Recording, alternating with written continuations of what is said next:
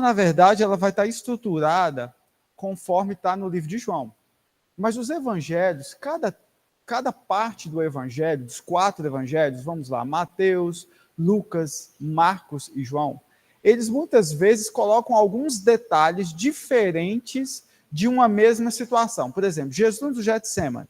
Então, às vezes, Mateus dá ênfase em algumas coisas, João dá ênfase em outras, depende ali do olhar do escritor e como o Espírito Santo direcionou para que ele escrevesse. Então, a gente vai focar aqui no livro de João, nesse olhar aqui do livro de João, e qualquer necessidade de a gente nos remeter a um outro livro, a gente vai estar conversando, tá bom? Então, na verdade, a aula vai estar estruturada dessa maneira aqui, né? Nós vamos falar aqui hoje sobre o julgamento de Jesus. Esse texto aqui está focado no julgamento de Jesus, e tem esse vai e vem aqui, essas partes principais aqui, que passa pelo julgamento, que a gente vai falar mais lá na frente. Então, essa parte aqui, ela fala sobre o julgamento, e aí nós vamos discorrer sobre isso agora. Então, vocês já estão com a Bíblia aberta aí em João 18, capítulo 12, versículos ao 40. Vamos lá, então?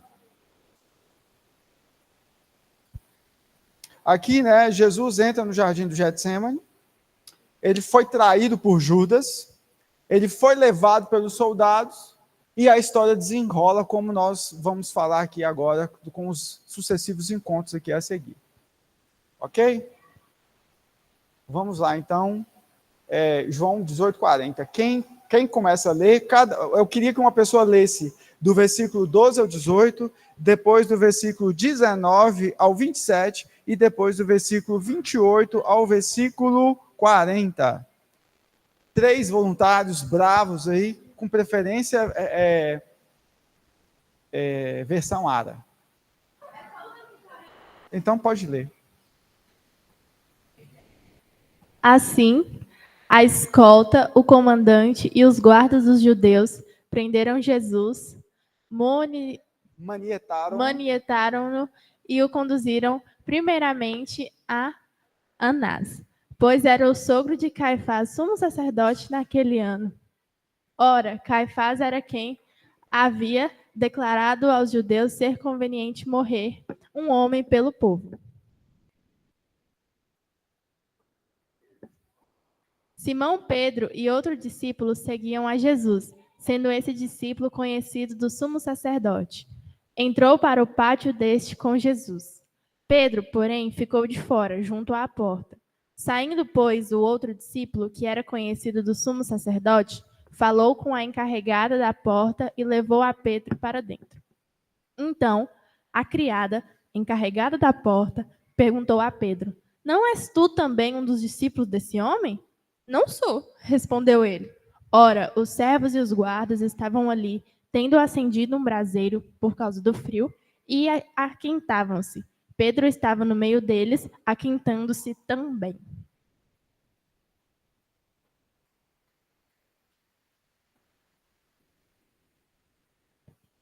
Então o sumo sacerdote interrogou a Jesus acerca dos seus discípulos e da sua doutrina. Declarou-lhes Jesus: Eu tenho falado francamente ao mundo. Ensinei continuamente tanto nas sinagogas como no templo, onde todos os judeus se reúnem e nada disso em oculto. Por que me interrogas? Pergunta aos que ouviram o que lhes falei. Também sabem eles o que eu disse. Dizendo ele isto, um dos guardas que ali estavam deu uma bofetada em Jesus, dizendo: É assim que falas ao sumo sacerdote?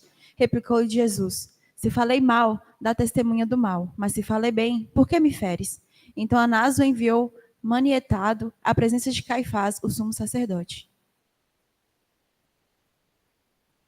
Lá estava Simão Pedro, aquentando-se.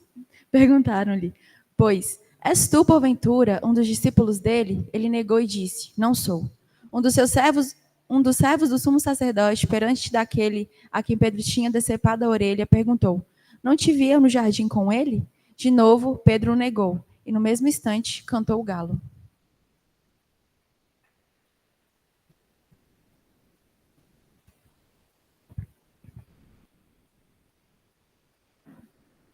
Depois, Levaram Jesus da casa de Caifás para o pretório.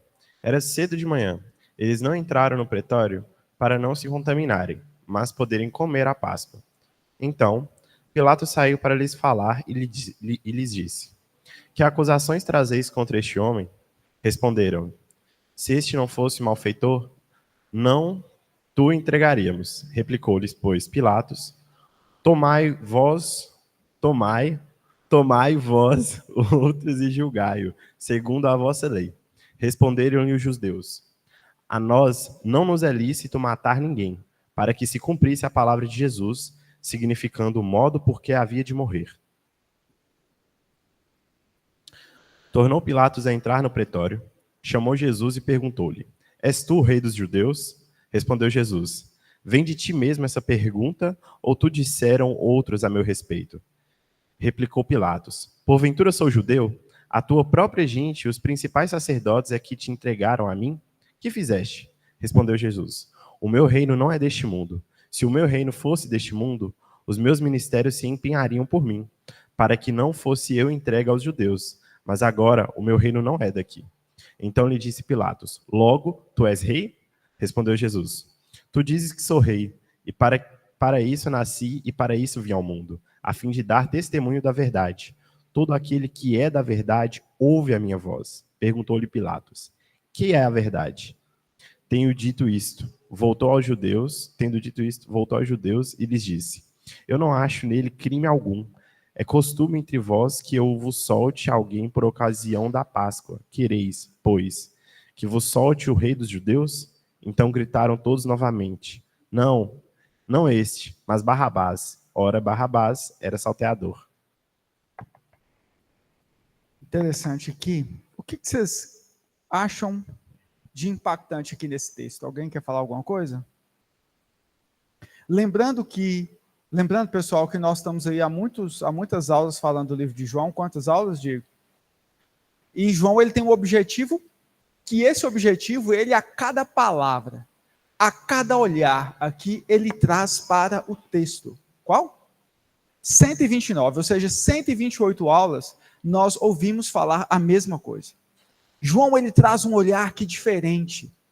Para vocês prestarem atenção nesse texto, a gente sabe que Pedro, ele negou Jesus 3 vezes. Aqui João só mostra 2. Não é o foco de João mostrar aqui essa bagunça que Pedro arrumou aqui no caminho. Embora nós vamos falar aqui nas próximas aulas. Mas o João, ele traz alguma coisa muito específica. E eu gostaria que todos vocês estivessem atentos ao que está escrito aqui nesses versículos. São 28 versículos em que João, ele derrama a sua alma aqui, comparando Jesus e comparando com quem ele estava, por quem ele estava sendo julgado. Então isso aqui é algo fantástico.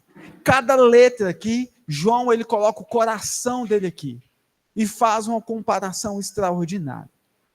Aqui começa: assim a escolta, o comandante e os guardas dos judeus prenderam Jesus e manietaram-no. Aqui fala de um gesto de agressão que foi feito de madrugada. Aqui, avaliando, claro que comparando com os outros textos, aqui aproximadamente 100 soldados foram prender Jesus de madrugada. Aqui mostra confronto, né? Assim a escolta, o comandante.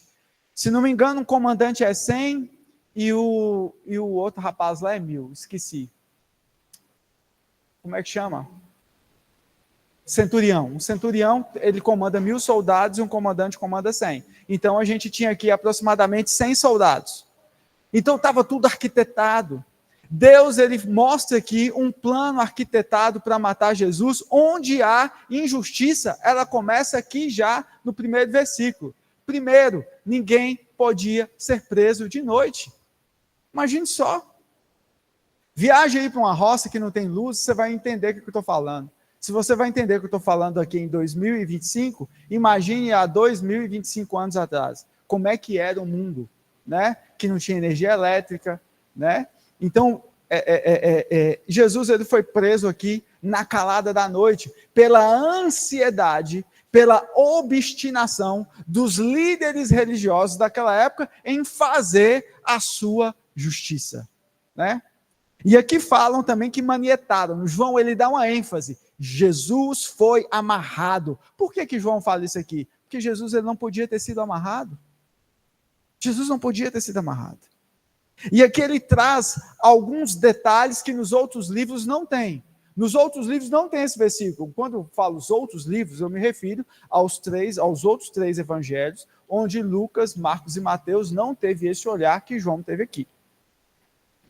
E o conduziram primeiramente a Anás, pois era sogro de Caifás, sumo sacerdote naquele ano. Gente, imagine só. Anás foi um sumo sacerdote deposto. E de acordo com a lei mosaica, o sumo sacerdote só deixava de ser sumo sacerdote depois que morria. Então Caifás, ele foi nomeado por uma questão política aqui. E esse versículo aqui, ele traz um indício de que o povo não aceitava essa nomeação de Caifás, e Anás, eles ainda o consideravam como se fosse um sumo sacerdote.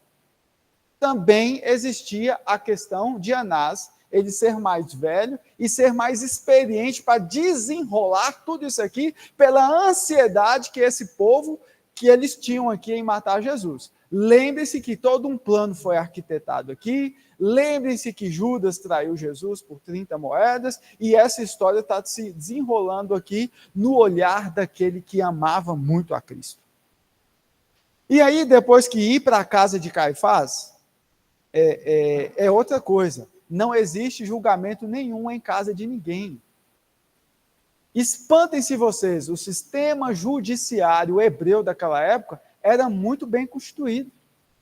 E eu vou mostrar para vocês que até mesmo existia um Supremo Tribunal Federal naquela época, em que existia um número de pessoas, existiam os regimentos, existiam os tipos de crime, e depois que eram julgados nesses tribunais, eram 3 tribunais básicos, e nós vamos desenrolar isso aqui. Aí continua, ora Caifás era quem havia declarado aos judeus ser conveniente morrer um homem pelo povo. Imagine só. Gente, isso aqui para mim, esse é o principal versículo desse livro, dessa parte aqui. Caifás era quem havia declarado aos judeus ser conveniente morrer um homem pelo povo. João fala isso aqui 2 vezes, e João dá ênfase em quê? Esse homem aqui, perverso, ele profetizou algo que realmente iria acontecer. Era declarado aos judeus ser conveniente morrer um homem pelo povo. Ou seja, aqui está a trama toda e o objetivo de Deus no sacrifício perfeito de Cristo Jesus, proferido pela boca de um homem maligno. E isso é tão forte, e isso é tão importante, que João fala isso aqui 2 vezes nesses versículos aqui, e nós vamos encontrar esse versículo mais para frente aqui. E aí começa a desenrolar. Simão Pedro e outro discípulo seguiam a Jesus. Sendo este discípulo conhecido do sumo sacerdote, entrou para o pátio deste com Jesus. Pedro, porém, ficou de fora junto à porta, saindo. Pois o outro discípulo, que era conhecido do sumo sacerdote, falou com a encarregada da porta e levou a Pedro para dentro. E aí? Vocês já viram quem é esse outro discípulo? Aparece uma figura aí que parece que a gente nunca viu falar. Quem era esse outro discípulo? Os teólogos afirmam que João era esse outro discípulo. Até isso nos justifica como João teve todo o acesso ao julgamento de Jesus, e João foi um dos únicos, não. João foi o único homem que não abandonou Jesus. Enquanto todos os outros fugiram, João ficou com Maria e as mulheres, acompanhando todo o julgamento e acompanhando a crucificação de Jesus. Então eu tenho aqui um olhar, não só o poder do Espírito Santo, mas todo um peso histórico e ocular daquilo que esse homem escreveu aqui. Então, baseado nisso, eu ouso a dizer que a descritiva da narrativa de Jesus aqui, nesse texto bíblico, é feito por uma testemunha ocular. Uma testemunha ocular. E aqui continua no versículo 7. Então a criada encarregada da porta perguntou a Pedro: não és tu também um dos discípulos deste homem? Não sou, respondeu ele. Ora, os servos e os guardas estavam ali tendo acendido um braseiro por causa do frio, e aquentava-se. Pedro estava no meio deles, aquentando-se também. Vamos continuar aqui. E aí Anás interroga Jesus. Então o sumo sacerdote interrogou a Jesus acerca dos discípulos e da sua doutrina. E aqui é uma coisa muito interessante. Mais para frente, vocês vão observar aqui, que tem todo um rito, né? Infelizmente, a doutora Nádia não está aqui, mas tem todo um rito a ser realizado. E aqui começa o primeiro crime desse tribunal aqui. O sumo sacerdote, além de agir como juiz, ele também age como promotor. Ou seja, qualquer fato com a realidade é mera coincidência, né? Eu lembro que na época eu assistia às novelas e sempre começava, né? Qualquer coincidência com a realidade é mera coincidência, né? Então isso aqui é mera coincidência. Aquele ministro que é feito para ser imparcial, ele tem a figura de promotor. E ele começa a interrogar a Jesus. Outro erro, ele não podia interrogar Jesus. Declarou-lhe Jesus: eu tenho falado francamente ao mundo. Ensinei continuamente tanto nas sinagogas como no templo, onde todos os judeus se reúnem, e nada disso é em oculto. Por que me interrogas? Pergunta aos que ouviram o que lhes falei. Bem sabem eles o que eu disse. Dizendo ele isto, um dos guardas que ali estavam deu uma bofetada em Jesus, dizendo: é assim que falas ao sumo sacerdote? Replicou-lhe Jesus: se falei mal, dá testemunho do mal, mas se falei bem, por que me feres? Ou seja, um sistema de uma certa forma maligno estava aqui impondo toda a situação nesse momento. Jesus era réu. Agora imagine só, né? Jesus era réu e você imagina um Deus se submetendo toda essa humilhação e toda essa injustiça. Então Anás o enviou amarrado à presença de Caifás, o sumo sacerdote, ou seja, Anás não conseguiu nada ali, então mandou para Caifás dar um jeito. Assim, a minha experiência ela não funcionou, então manda lá para Caifás para ver o que ele consegue fazer, né, com Jesus. Então continuou aqui, ó. De novo Pedro nega Jesus. Lá estava Simão Pedro, aquentando-se, e perguntaram-lhe, pois: és tu, porventura, um dos discípulos dele? Ele negou e disse: não sou. Imagine só as lentes de João aqui. Provavelmente João estava vendo tudo que Pedro estava fazendo. Vocês estão entendendo, gente? Que está numa questão de vida e morte ali, e Pedro preocupado o tempo todo em seu bem-estar, em se aquentar, alheio às coisas que estavam acontecendo. Jesus preso por 11 soldados, Jesus preso a ser crucificado, e João e Pedro se preocupados em se esquentar. O fato se desenrolando, e sempre aqui é muito interessante, porque João quer falar alguma coisa diferente com a gente aqui. A participação de Pedro se encerra aqui. A participação de Pedro se encerra aqui. Ele não fala das 3 negativas de Pedro, mas ele dá essa ênfase a essa dispersão. Pedro parece que estava disperso. Por isso que vocês lembram lá na aula de Silvia, que ela chamou a atenção porque que Jesus falou: Pedro, você não pode vigiar comigo 1 hora? A gente pensa que falou com todo mundo. Jesus já chama Pedro. Pedro, fica atento, fique esperto, você está disperso. Está acontecendo uma guerra espiritual e você está aí morto no sono, e depois de estar morto no sono, só está preocupado aqui em aquecer, e o pau quebrando, espada rolando, e Pedro está aqui olhando para cima, se preocupando em se esquentar na noite fria. E aqui continua. Um dos servos do sumo sacerdote, parente daquele a quem Pedro tinha decepado a orelha, parente de Malco, né? Perguntou: não te vi eu no jardim com ele? De novo Pedro negou, e no mesmo instante cantou o galo. Né? Então Pedro está ali disperso. E às vezes nós estamos assim dispersos, meus irmãos. As coisas estão acontecendo e a gente está, né? A gente parece que, sei lá, o mundo está pegando fogo e a gente está olhando para cima. Nós precisamos de oração e às vezes nós não oramos. Nós queremos é que os outros orem por nós. Nós estamos dispersos, nós estamos numa guerra. Gente que gosta muito de falar de guerra espiritual, viver nesse mundo aqui é uma guerra. Todos os dias nós somos confrontados com os nossos pecados, com os nossos erros, aos quais nós precisamos vencer. Nós estamos numa guerra. Às vezes a gente fala que do capeta, e capeta para cá, capeta para lá, mas o maior inimigo de nós mesmos somos nós, a nossa carne em pecado. Somos nós que precisamos lutar contra as nossas fraquezas. E todos nós temos uma fraqueza, ninguém aqui é super-homem.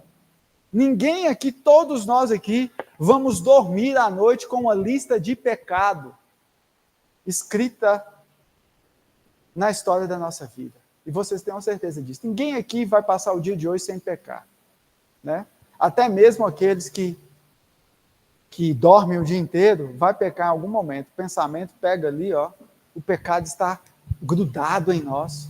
E o nosso principal inimigo somos nós mesmos, a nossa concupiscência. E nós precisamos estar atentos. Quer falar, Didi? Ainda falando dessa parte anterior, né? Que um parente lá do Malcolm, né? Que teve a orelha cortada por Pedro, que encontrou e o reconheceu.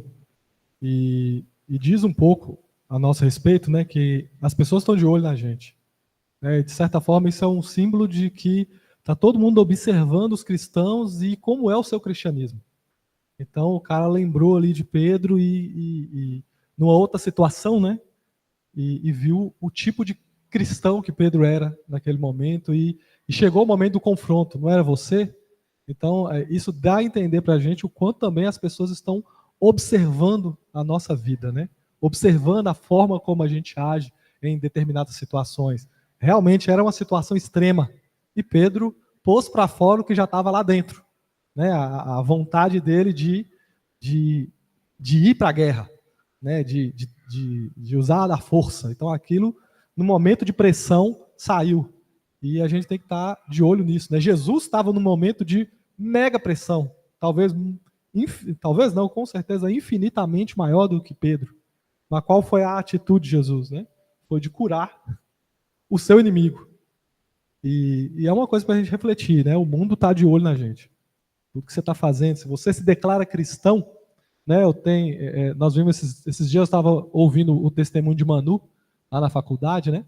Com certeza a vida dela é escrutinada, as pessoas estão de olho nela ali naquele curso, procurando alguma coisa para poder confirmar o preconceito que ela já tem dela, caçando alguma coisa. E por isso nós temos uma responsabilidade muito grande de dar testemunho, né, de conhecer quem é Jesus e, se realmente somos cristãos, agir como Jesus. Né? E aí a gente vê, né, o momento em que o cara praticamente pergunta para Pedro: você não estava lá junto com ele? Né? E o fato de ter associado ele a Malcolm, então o cara já tinha um sentimento ainda pior. Não foi você que machucou meu primo? Não foi você que agrediu meu primo? Ou parente, sei lá. Nem sei se é primo, gente. Não foi você que agrediu meu parente? Entendeu? O mundo está de olho na gente. Os taxistas estão de olho no Braddock. Né? E assim, gente, é só uma reflexão que eu acho que vai voltar. Né? Nosso testemunho para o mundo precisa ser um testemunho semelhante ao de Jesus.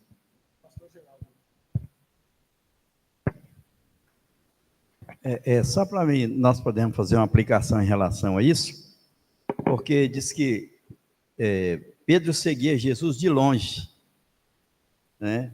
E ele estava na beira de uma fogueira ali, esquentando. Aí é que nós temos que entender, fazer uma aplicação, que o perigo de você seguir Jesus de longe, né? Porque Pedro preferia estar com aquele povo que estava condenando Jesus do que estar com Jesus.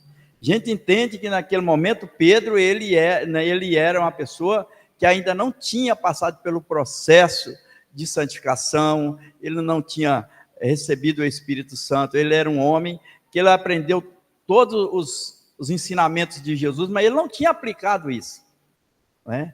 E eu quero dizer para você que hoje tem muitas pessoas que seguem Jesus de longe, prefere estar na beira da fogueira, junto ao mundo, aquecendo, está na beira do fogo e não sabe.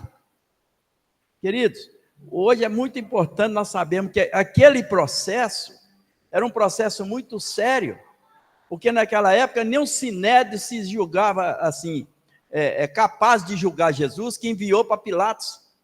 Pilatos, pela sua vez, também achou que ele era indigno de julgar Jesus, enviou para Herodes.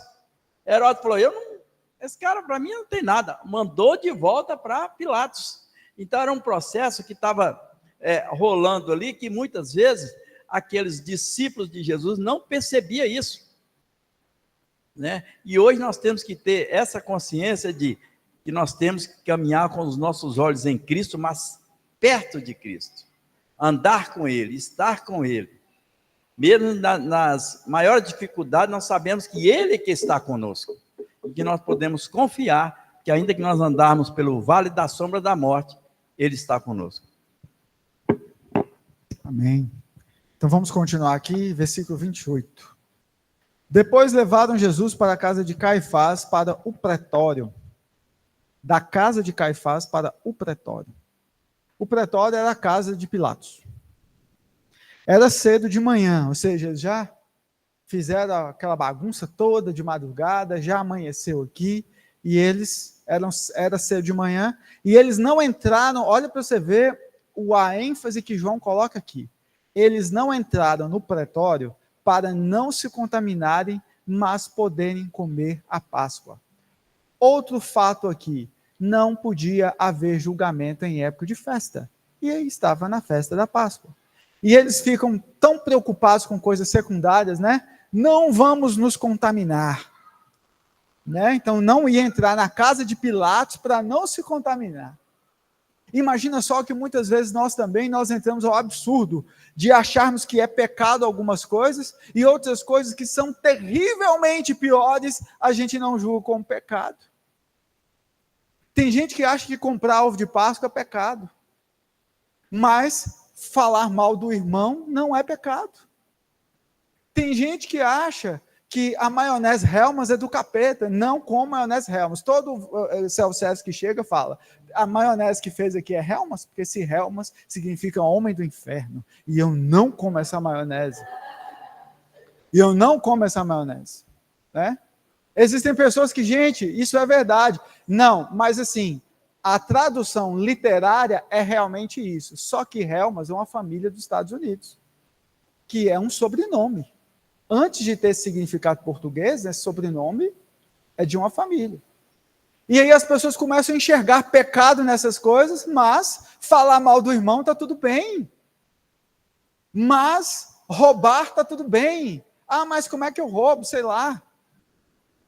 Qualquer coisa. Às vezes você rouba uma caneta, você vai lá no troco, né? Eu vi uma piadinha, um cara, ele vai no supermercado, e aí ele dá uma nota de 50, a conta dele deu 20, sei lá. Aí o cara do troco dá ele 40.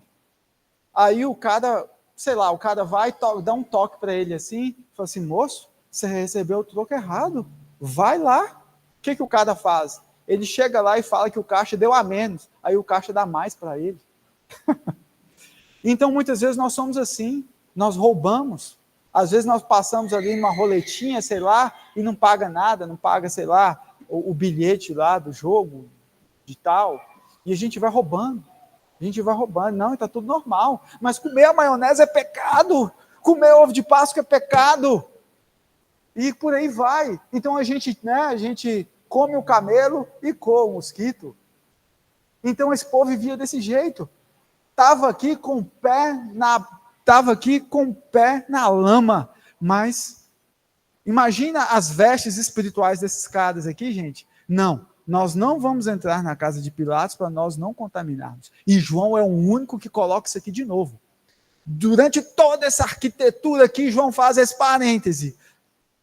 Era cedo de manhã, eles não entraram no pretório para não se contaminarem, mas poderem comer a Páscoa. Né? Mas naquela época não tinha ovos de Páscoa, viu, gente? Eu só falei depois. Então Pilatos saiu para lhes falar e lhes disse: que acusações trazeis contra esse homem? Responderam-lhe: se não fosse malfeitor, não tu entregaríamos. Preste atenção nessa frase aqui. Gente, vocês estão prestando atenção? Ó. Preste atenção nessa frase aqui, ó. Então Pilatos saiu para lhes falar e lhes disse: que acusação trazeis contra esse homem? Responderam-lhe: se este não fosse malfeitor, não tu entregaríamos. Preste atenção, esse livro é cheio de dicas. Ele é muito cansativo de tanta revelação, de tanta dica que tem aqui. Tudo aquilo que eles tinham acusado de Jesus, então, eles não tinham prova nenhuma contra Jesus.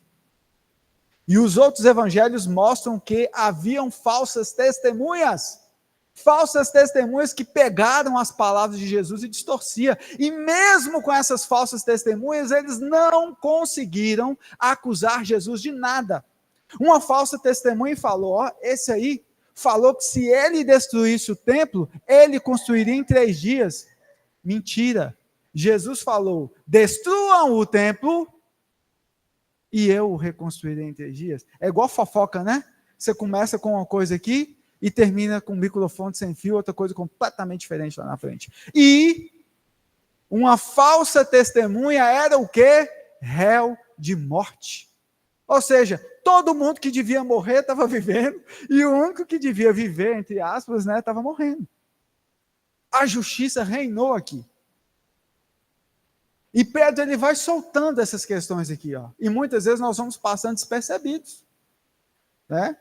E aí continuou, se este não fosse malfeitor, não te entregaríamos, ou seja, não falou nada com Pilatos. Ele é blasfemo, ele transgrediu as nossas leis, nada. Só jogou, né? Se não fosse malfeitor, não te entregaríamos, por isso nós estamos aqui, né? Aí continuou, replicou-lhe, pois, Pilatos: tomai-o vós outros e julgai-o segundo a vossa lei. Ou seja, Pilatos já viu que estava caindo uma imensa fria. Responderam-lhe os judeus: a nós não nos é lícito matar ninguém. Outra coisinha aqui, porque os judeus não podiam matar, porque o Império Romano não permitia. Todo crime de morte só podia ser exercido pelo Império Romano.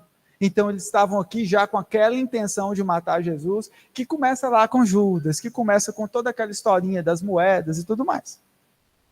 E aqui continua. Para que cumprisse a palavra de Jesus, significando o modo por que havia de morrer. Tornou Pilatos a entrar no pretório, ou seja, na casa dele. Chamou Jesus e perguntou-lhe: és tu o rei dos judeus? Respondeu Jesus: vem de ti mesmo essa pergunta. Ou tu disseram outros a meu respeito? Replicou-lhe Pilatos: porventura sou judeu? A tua própria gente, os principais sacerdotes, é que te entregaram a mim. Que fizeste? Respondeu Jesus: o meu reino é desse mundo. Se o meu reino fosse desse mundo, os meus ministros se empenhariam por mim, para que não fosse eu entregue aos judeus. Mas agora o meu reino não é daqui. Pronto, Pilatos está enrolado. Se Jesus afirma que o reino dele não está aqui, Jesus não podia ser acusado de sedição, que é o motivo da morte de Jesus, que é traição contra Roma. Entendeu? A acusação ela foi mudada, já passou para outro ponto aqui. Pilatos está enrolado. Ele vê um povo pressionando para matar Jesus, ele vê que Jesus não podia ser acusado aqui de ser um traidor, porque ele fala, meu reino não é desse mundo, e agora? E agora? Lascou. Aí então lhe disse Pilatos: tu és rei? Né? Já ficou todo atrapalhado aqui. Jesus respondeu: tu dizes que sou rei. Eu para isso nasci, e para isso vim ao mundo, a fim de dar testemunho da verdade. Todo aquele que é da verdade, ouve a minha voz. Perguntou-lhe Pilatos: que é a verdade? Ou seja, Pilatos já estava todo embaraçado. Ele já viu que estava com a bomba nas mãos. Tendo dito isso, voltou aos judeus e lhes disse: eu não acho nele crime algum. É costume entre vós que eu solte alguém por ocasião da Páscoa. Quereis, pois, que eu vos solte o rei dos judeus? Então gritaram todos novamente, não este, mas Barrabás. Ora, Barrabás era salteador, ou seja, Pedro dá uma outra ênfase aqui, né? João, obrigado, Caio. Então, está tudo errado, todo o julgamento errado, né? E aqui João ele faz mais uma comparação, Barrabás era salteador. Fazendo um parêntese aqui para a gente continuar a nossa aula, quando João ele fala assim, Barrabás era salteador e Jesus foi trocado por Barrabás, quem é Barrabás, além de ser salteador? Alguém tem alguma proposta? Quem é Barrabás? Barrabás é eu e você. De novo, a Bíblia ela traz isso. Barrabás é eu e você. É um mistério da salvação. Então não adianta você achar que você é bonitinho, que você, né, tem um cabelo bonitinho, os olhos verdes, você é santo. Você, na verdade, você é Barrabás. Jesus trocou de lugar por você. Você que merecia ser crucificado. Você que merecia ser preso.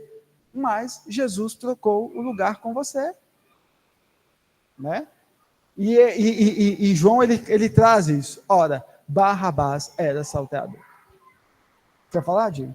Não, só uma curiosidade, gente, que até nesse... É tão simbólico isso, né? Até é Deus costurando a história, né? Para se mostrar. O próprio nome de Barrabás, né? Bar-Abas. Então, a gente canta, né? Abba. Estou falando papai, né? A gente canta esse louvor e realmente isso. É uma junção dessas palavras e no final o significado de Barrabás é como se fosse um filho do pai. É um filhinho de Deus, um filho do pai. Até pesquisei aqui.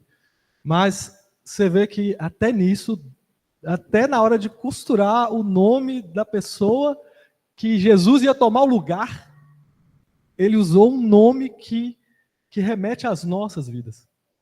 Então é um recado de Deus que ecoa na história, né? Até nos mínimos detalhes, gente. É muito impressionante que isso não poderia sair da cabeça de um ser humano. Né? Você vê que realmente é uma obra do Espírito Santo. Essa descrição do Evangelho. Essa história não dava, gente. Não tem um roteirista que ia inventar um negócio desse. Então a gente vê, né, quando a gente vê Barrabás, a gente tem que realmente pensar em nós.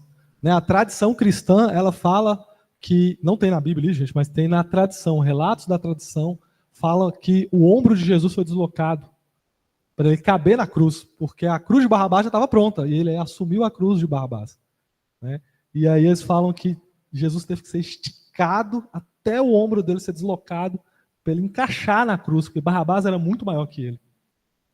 E eu acredito nessa história, claro, né? É um relato de tradição que vem passando de geração em geração, mas que também mostra, né, que a cruz não era dele, a cruz era de outro. E ele teve que ser quase que quebrado inteiro para caber naquela cruz ali. Um homem inocente. Né? E a gente tem que pensar nisso. Né? Foi por causa dos nossos pecados. Né? Quem pecou foi Barrabás, né? Fomos nós. Mas quem pagou, né, o Deus justo, ele exerceu justiça. Só que por amor ele exerceu justiça no próprio filho dele. Então eu tenho certeza que o pai também estava olhando tudo aquilo ali com muita dor. Né? Toda a injustiça que o filho dele estava sofrendo. Né? Alguém quer falar mais alguma coisa antes da gente passar aqui para algumas avaliações? Não, então vamos lá. Então vamos falar aqui sobre o sistema judiciário judaico, né, na época de Jesus. Igual eu falei para vocês, é um sistema bem completo. Tinham 3 tribunais, né? Tinha a corte dos 3, o tribunal dos 3, o tribunal dos 23 e a corte superior. Né? Lembre-se muito que tinha muita questão de tradição, né? Muita tradição. E igual o Diego falou ali, essa tradição foi contada, também as tradições eram contadas aqui, por exemplo, a forma como Moisés ele legislava, até mesmo por um palpite, né? Uma opinião muito, muito feliz de Jetro, o genro dele, Então, Jetro chegou para ele e falou, elejam homens, né, sábios para julgar, porque você não vai dar conta. Então, eram 70 homens, mais Moisés, 71. Então, essa era a corte superior, né, a Suprema Corte, que passou a ser chamado Sinédrio, composto por 71 pessoas, que eram compostas por saduceus, fariseus e alguns escribas. Tá? As pessoas que compõem essa Suprema Corte, aquela terceira lá, ué, Diego, cadê o negócio aqui? Não atrapalha não, moço? A Corte Superior, então as pessoas eram ricas, abastadas, elas se reuniam onde? No templo. Imagina só, Jesus foi condenado na casa dele. Eles se reuniam no templo, o Sinédrio, né? Tinha o Tribunal dos Três, funcionava nas portas da cidade e julgava delitos comuns, né? O Tribunal dos Três. Esse negócio aqui está atrapalhando minha apresentação, que está desfocado, esse data show. Então, por que 3, né? Porque era um número mínimo de pessoas para poder não dar empate ali no julgamento. Né? Era um número mínimo de pessoas para não dar empate ali. Então, eram pessoas sábias, pessoas conhecidas que julgavam delitos comuns, alguns roubos, furtos, alguma questão ali. Tinha o Tribunal dos 23, que existiam em cidades com mais de 23 famílias. Esse Tribunal dos 23 também tem uma justificativa lá no livro de Números. Né? Tudo isso é de acordo com a tradição judaica. Tem lá o porquê dos 23. Também é tudo ligado ao julgamento, para que a vítima ela tenha sucesso, ela seja respeitada, ela tem gente a favor e gente contra, e tem as outras pessoas que são mais, vamos assim dizer, mais instruídas para poder dar o veredito final, se tivesse algum tipo de empate. A corte aqui, a corte superior, também era formada dessa forma, e tem uma questão aqui, que Jesus ele foi acusado por aclamação. Ou seja, todo réu que fosse unânime o seu julgamento, o julgamento tinha que ser anulado, porque havia indício de que havia algum tipo de corrupção no julgamento. Então, não poderia haver julgamento unânime naquela época. Entendeu? Então, mais uma outra falha aqui do julgamento de Jesus. Ou seja, eu pergunto para vocês, o que o julgamento de Jesus teve certo? Nada. Todos os passos foram errados. Desde a hora que Jesus foi preso, como foi preso e como foi dirigida as perguntas, quem fez as perguntas e como ele foi tratado durante o tribunal. Né? Então, tudo errado. E essa corte superior aqui era formada também por 71 pessoas, fazendo alusão a como Moisés julgava. Né? E aí essa é a corte superior, era a corte máxima que fazia os julgamentos. E os julgamentos também, gente, esse julgamento de Jesus, ele demorou quantas horas? Ele começou por volta das 3, 4 da manhã, mais ou menos. E em 12 horas Jesus estava morto na cruz. Não foi nem meio-dia. Imagina só, que rapidez, né? Tudo errado. E ainda na festa, e por aí vai. E João, ele dá essa ênfase, né? O sistema judiciário judaico, ou seja, o sistema judiciário já é corrupto desde há 2000 anos atrás. E aí eu fiquei me perguntando, né? A justiça que precisa fazer justiça, por que ela é corrupta? Porque homens estão nela.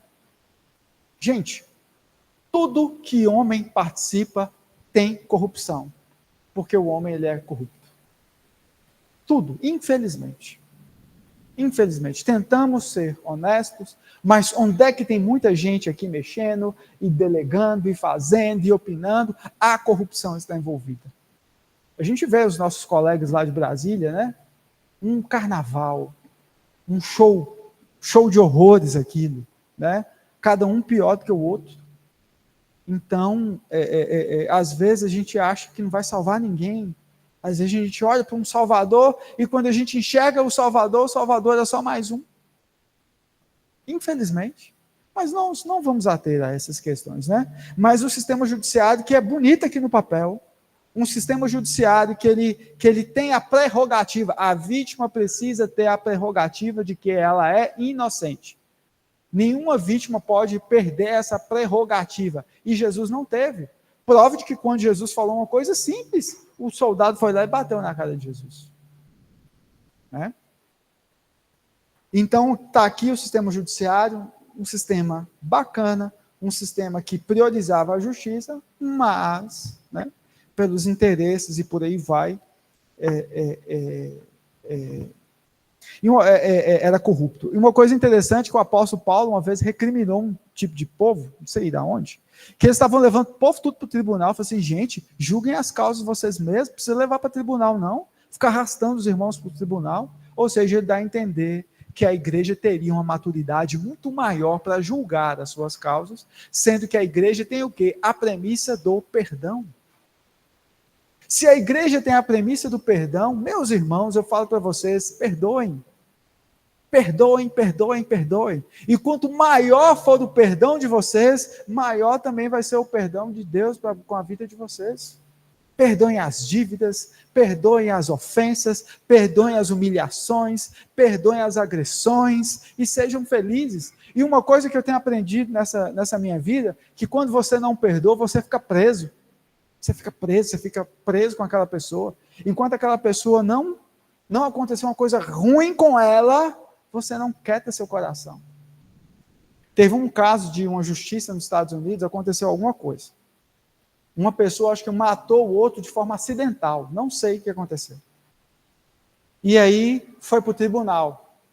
E aí o tribunal ordenou que a pessoa que tinha cometido o delito, ele tinha que pagar alguma quantia em dinheiro. Não sei se era $10.000, alguma quantia em dinheiro. O que a família fez? Eu só faço uma exigência. Eu quero receber $1 por mês. Por quê? Porque todo mês esse miserável vai ir lá me entregar esse dinheiro e vai sentir o que ele fez com o meu parente. Né? Imagine só uma quantia de milhares de dólares vai pagar só 12 no ano. Então, todo dia, todo mês, no dia tal, a vítima tinha que ir lá entregar $1 para a família. Né? E aquilo ali era o castigo que a família viu para infringir na vida daquela pessoa. Então, não se estejam apegados a isso. Perdoem. Não há nada nessa vida, irmãos, que vale vale a nossa ira e a nossa falta de perdão. A gente precisa ter esse discernimento. Independente. Eu vi uma coisa uma vez, foi o programa mais lindo que eu assisti. Foi um Globo Repórter que falou sobre as pessoas que perdoaram os seus algozes. Primeiro caso, um homem que ele perdeu seu filhinho de 4 anos, que foi morto e espancado por uma quadrilha de 5 pessoas. O menino é a coisa mais linda, um japonesinho. Que toda criança é bonita, né? Com 4 anos de idade, imagina só. E aí aquele pai e aquela mãe, eles não tinham paz. Para eles terem paz, você sabe o que eles fizeram? Eles foram na penitenciária que esses homens estavam presos e desenvolveram um projeto social, agrícola, com todos aqueles assassinos, e eles começaram a ter um relacionamento saudável com aqueles assassinos, e quando o repórter pergunta para aquele cara, esse programa tem de 20 a 30 anos, quando o repórter pergunta para aquele cara por que ele fez aquilo, ele responde, para mim ter paz, o perdão trouxe a paz ao meu coração, e eu não me arrependo pelo que eu fiz o bem para os assassinos do meu filho. E nós precisamos assim agir também. Esse mundo vai acabar, irmãos. Esse mundo aqui já era. Hoje nós estamos aqui, amanhã não estamos mais. E esse mundo aqui é um grande teste. Coisas ruins acontecem com pessoas boas, para quê? Para você expressar a bondade do seu coração. Deus também quer inundar essa terra de coisas boas. Se você é bom, o fruto é bom. Você é de Deus, Caio? Então eu tenho que ver amor na sua vida, eu tenho que ver a alegria, a bondade, a benignidade, a mansidão, o domínio próprio. Você já viu uma pessoa falar que é de Deus e a pessoa é carrancuda, é chata, fala mal dos outros, a pessoa não tem nada de bom dentro dela, ela é de Deus? Não, o fruto mostra que não é. Se você é salvo, o poder do Espírito Santo tem que estar dentro de você, porque a Bíblia me diz que o poder do Espírito Santo é o quê? É o selo. É o selo. Se você não tem um selo, gente, e muitas vezes eu tenho percebido que nós estamos tão agarrados com esse mundo, nós estamos tão agarrados com as coisas desse mundo, que as pessoas demoram a entender essas coisas. As pessoas ficam aqui igual Pedro. O pau está quebrando lá fora e quer aquecer. Nós estamos numa grande guerra. Dentro de nós mesmos, dentro do nosso coração, o que vai aparecer no meu coração? É amor, é bondade, ou é egoísmo, é ódio? O diabo também tem aqueles que são filhos dele e também expressam com frutos, que é o ódio, é o rancor, é a ira, as porfias, as maledicências. E nós precisamos entender isso. Nós precisamos trazer, por isso que nós estamos aqui, nós precisamos buscar isso. E às vezes é difícil, mas é o que Deus nos pediu para fazer. E se Deus nos pediu para fazer, Ele mesmo vai operar na nossa vida. Nós precisamos. Nós precisamos, os filhos de Deus. Jesus, ele falou que ele veio ao mundo desfazer as obras de Satanás. E os filhos de Deus, como filhos de Deus também, têm que desfazer as obras de Satanás, desbaratando todo esse esquema de corrupção. Seja no coração dos outros ou dentro do nosso próprio coração. Então esse julgamento, toda hora que João ele traz uma coisa aqui, ele sempre compara a miséria do mundo, a miséria que está dentro do coração do homem, a malignidade dentro do coração do homem, e confronta com a grande santidade que é Cristo, e com a santidade que Ele quer que você tenha também. E nós precisamos trazer isso para nós precisamos ser confrontados com a palavra. Se a palavra afagasse todo dia, se nós sairmos daqui felizes com aquilo que foi pregado, tem uma coisa errada, que nós estamos aqui para exortar uns aos outros. A palavra ela tem que falar, a palavra tem que gritar dentro de você, tem que corrigir o fluxo do seu caminho. E nós precisamos estar atentos a isso, porque coisas ruins acontecem com pessoas boas, e muitos de nós, se não todos nós, vamos ser afligidos e nós vamos ter que dar uma resposta dentro da palavra de Deus, conforme a vontade de Deus, sobre a situação com a qual nós temos passado. E nós precisamos ter isso, precisamos ter essa força. Quem eu quero ser? Eu quero ser um homem de Deus? Eu quero ser uma mulher de Deus? O que eu quero ser? O que eu quero trazer para os meus irmãos? Vivemos em comunhão uns com os outros. O que eu quero trazer para os meus irmãos? Eu quero trazer amor? Eu quero trazer alegria? Ou eu quero trazer inimizade? Eu preciso entender essas coisas. Nós vivemos aqui, eu vou fazer um parêntese, porque existem um evangelho falso espalhado por aí. Vai desfazer esse evangelho falso na cabeça das pessoas. Vai desfazer uma pessoa que está enraizada 30, 40 anos, numa igreja que ensinou para ela de um evangelho falso, vai desfazer na cabeça dela. Que ela precisa ter amor, a pessoa não tem amor, não tem alegria nenhuma, a pessoa não fala bem de ninguém, a pessoa não tem um relacionamento bom com ninguém, está 40 anos dentro da igreja, caminhando para o inferno, e atenta à oferta de sacrifício, mas não se atém à oferta do coração dela. Vai pregar para uma pessoa dessa? O evangelho, esse evangelho falso da prosperidade, além de incomodar as pessoas para o inferno, construir uma barreira, um escudo entre as pessoas, em que as pessoas elas têm uma dificuldade tremenda de ouvir o verdadeiro evangelho, que é o evangelho de sacrifício, que é o evangelho onde você toma a sua cruz, o evangelho onde você reconhece que Jesus Cristo fez tudo por você, onde você precisa amar, onde você precisa perdoar. Vai pregar para as pessoas dessas. Eu conheço casos em que é uma barreira imensa, você não consegue, parece que blindou. E o evangelho foi desvirtuado, a salvação das pessoas, de uma certa forma, não me entendam ao pé da letra, estão sendo roubadas em muitos púlpitos de igreja, porque as pessoas estão vendendo a sua salvação em troca da cobiça que elas têm dentro do coração. São lobos ferozes pregando para bodes. E aí o verdadeiro evangelho, ele torna difícil de entrar, difícil de penetrar. E aí nós precisamos discernir isso. Eu fico vendo sobre as seitas, né? Sobre a loucura que as pessoas chegam. Um testemunho de Jeová não pode receber sangue, porque na Bíblia está escrito que não pode comer sangue. Será que ele não entende o que é via oral e via venal, via parental? Será que ele não entende? Que uma boca é diferente de uma veia? Aí as pessoas também, elas não podem comemorar aniversário, você sabia? Você quer desagradar uma pessoa da testemunho de Jeová, você dá parabéns para ela. Ah, por quê? Porque na Bíblia está escrito que a cabeça de João Batista foi pedida no aniversário. Pelo amor de Deus. Aí também, uma coisa que não é muito falada, um testemunho de Jeová não pode votar, eu não sei o que ela arruma, porque ele não pode se envolver com os esquemas de governo desse mundo. E aí eu me pergunto, a pergunta de $1 milhão, aonde essa igreja arruma tanto trouxa para poder ir para lá? É trouxa, porque a palavra de Deus nos fala, a palavra de Deus nos diz que a verdade nos liberta, e aquilo que elas têm aprendido não é verdade. Aonde arruma tanto trouxa para sustentar todos aqueles homens idiotas que pregam heresias nos púlpitos? Eu falo isso porque eles não reconhecem que Jesus é Deus. Tem cabimento uma coisa dessa?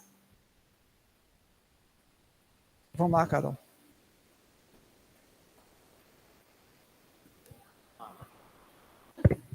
Paz, irmãos. Isso que a Alice está falando é tão sério.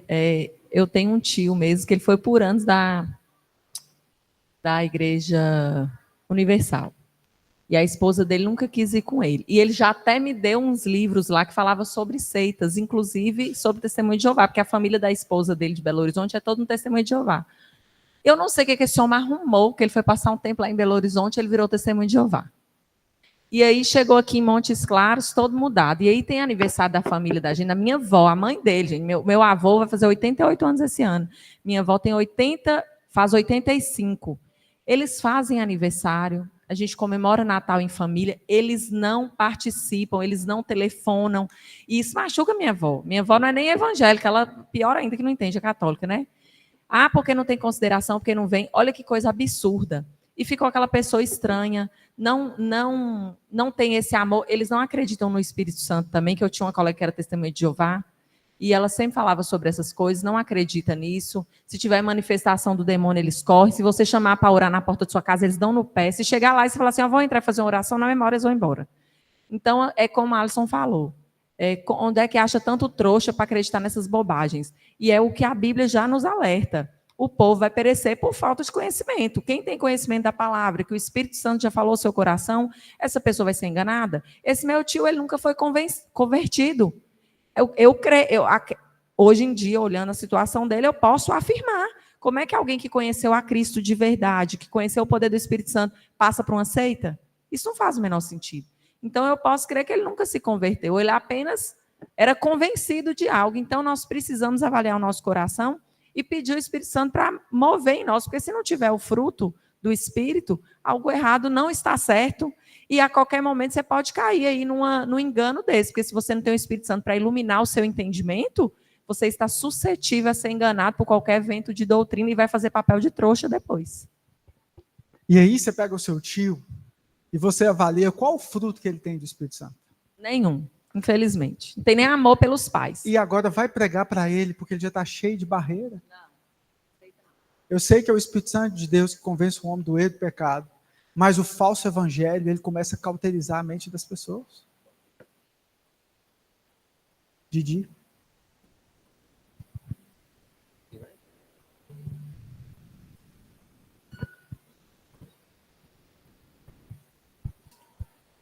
Voltando, né, pro estudo de caso aí dos fariseus e saduceus, gente, só para vocês entenderem, que aí talvez seja a motivação mais forte, né? Por que essas pessoas tão entendidas, elas fizeram tanta coisa errada numa mesma noite, né, para poder se livrar logo de Jesus? Vocês viram que era uma forma deles se livrarem rápido de Jesus. E a decisão de matar Jesus veio a partir do milagre da ressurreição de Lázaro, onde muita gente começou a acreditar que Jesus era realmente o Messias. Então, eles decidiram, a partir daquele momento, eles estão procurando ocasião para matar Jesus e Lázaro, né, tem falando sobre isso.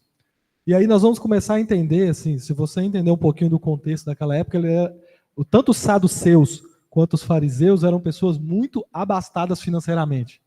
E eles tinham conluio com o Império Romano, ou seja, eles mantinham a paz de certa forma, ou seja, vocês vão manter o dinheiro e o status de vocês, as regalias de vocês, se não houver revolta. Não havendo revolta, tá tudo bem. Vocês pagam tributos, vocês terão seus direitos, vocês tinham, tipo assim, tinha o império, tinha o julgamento dos romanos, mas tinha também o dos hebreus. Ou seja, eles tinham muita regalia, coisa que outros países não tinham.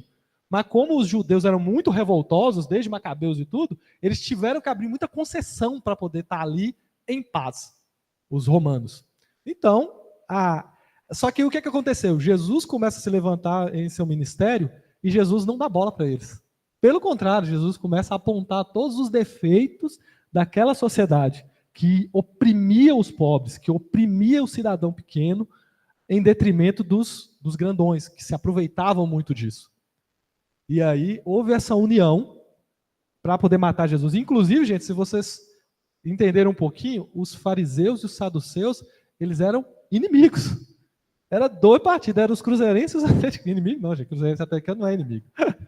Amarrado, tem uns que são, mas não pode ser, né, gente? Mas, na verdade, eles eram realmente inimigos. Eles eram concorrentes em tudo.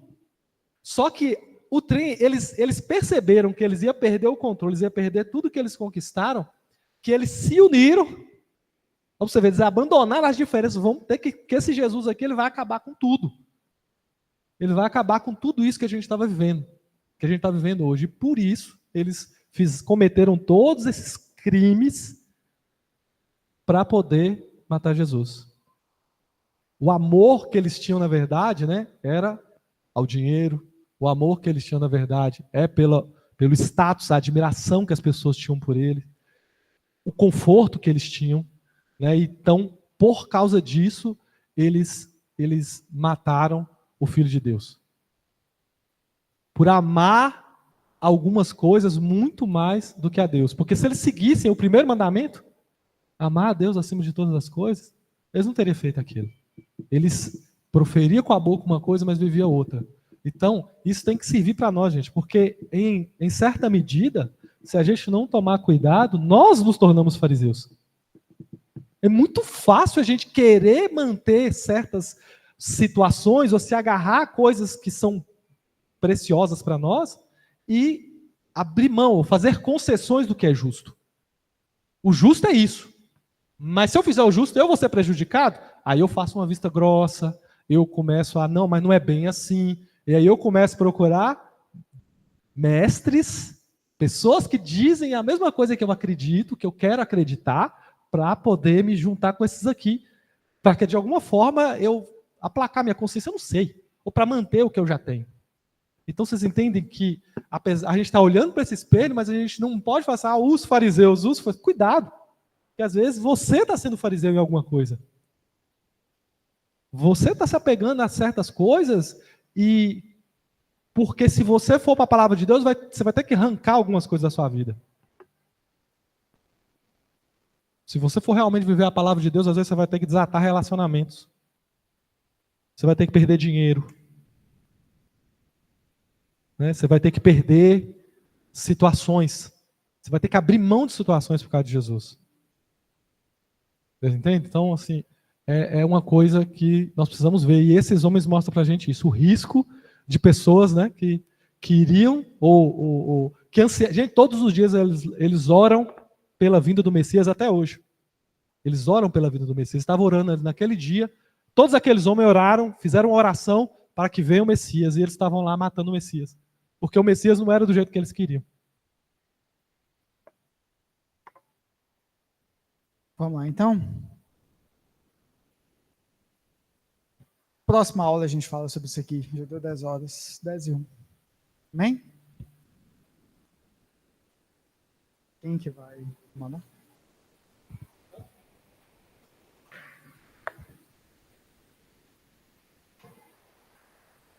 Bom dia, irmãos.